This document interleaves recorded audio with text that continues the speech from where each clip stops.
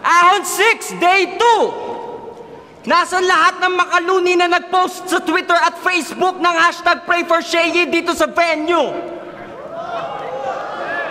Putang ina nyo! Thank you! Thank you! Kasi kailangan ko yan. Kasi galabo ko si Looney, ang pinaka-advanced at craziest Pinoy rapper dito. Kanang kamay ni Master Kiko. Grabe ang lupit mo. Sa sobrang advance mo, mas nauna ka pang napanot kay Basilio. Sasali siya ng Isa Buhay next year. Kaya niyaya niya ako dito. Battle na daw kami. Para di na ako magrehistro. Grabe talaga si Idol. Walang kupas ang pagkamismo. Sobrang advance. Umiwas sa peligro. Kaya sa mga boplak sa Facebook na nagsasabing olats na ako dito, yan ang pinakamalaking pagkakamali nyo. Kaya kung kailangan ng dasal ng tao dito, kasi natatakot ako, baka kung anong magawa ko sa'yo, ngayong wala si Smaglas dito. Kasi nung huli nating battle, pinipigilan lang ako ni Brian maging maligno. Pag ako nag-undergo ng metamorphosis, simulan nyo na magbabay dito. Kasi pag nahawakan ng kamay ko, yang Constantino, makakakita kayo ng redhead, yang Constantino! Ang aking slap, shock, brutal lang, walang karinyo. Magtakip na ng tenga ang lahat ng sensitibo.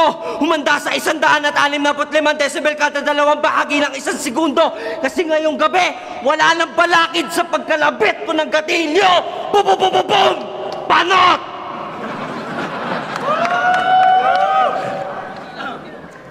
Long time no see, Loons. Bago ka na. Dati, semi lang. Ngayon, alam mo na.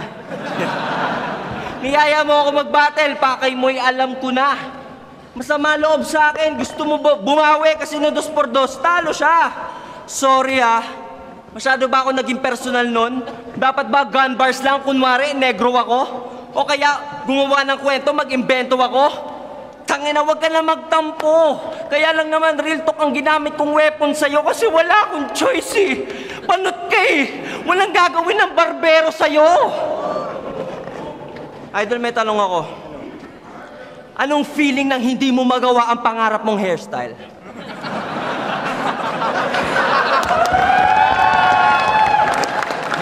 Sa kakagaya kay Eminem, yung hairline 8 Mile.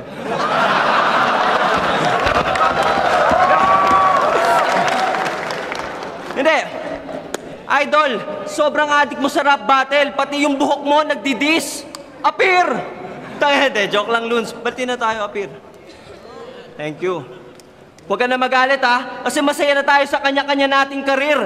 Lalo ngayon, lahat tayo paahon. Parang buhok mo. Started from the bottom, now we here. Pero nakakalungkot kasi kasabay ng paglagas ng buhok, paglaki ng ulo. Kaya ang hilig nito magbuhat ng bangko sa kanta. So sobrang galing niya daw mag-rap pati sarili niyang hair na fall sa kanya. Pero sa totoo lang, Tol, lahat ng kung ano man meron ka, deserve mo. Ang layo na narating kung sa dati i-compare mo. Pwede ka mag-celebrate, kaso medyo unfair to kasi kahit anong gawin mong pagre-rejoice, di nahahaba ang hair mo. Kasi ikay panot! Sa lolo niya nagtatampo. Yan lang kasi ang pinamana niya sa'yo. At least ikaw naman yung paborito niyang apo kasi bata ka pa lang magkamukha na daw kayo. Kasi ikay panot! Araw-araw nalulumbay kasi yung buhok niya ay maagang nag-goodbye. Hindi niya natiis ang kakupalan mong taglay kaya naman pala wala tong kahiraman ng suklay. Kasi ikay panot! Alam niyo ba kung ba't? Galit kay Delo ang artifice silang lahat kasi si Delo ang king of rebat. Dun siya sikat. Pero yung hairline ni Looney ay hindi niya maribat.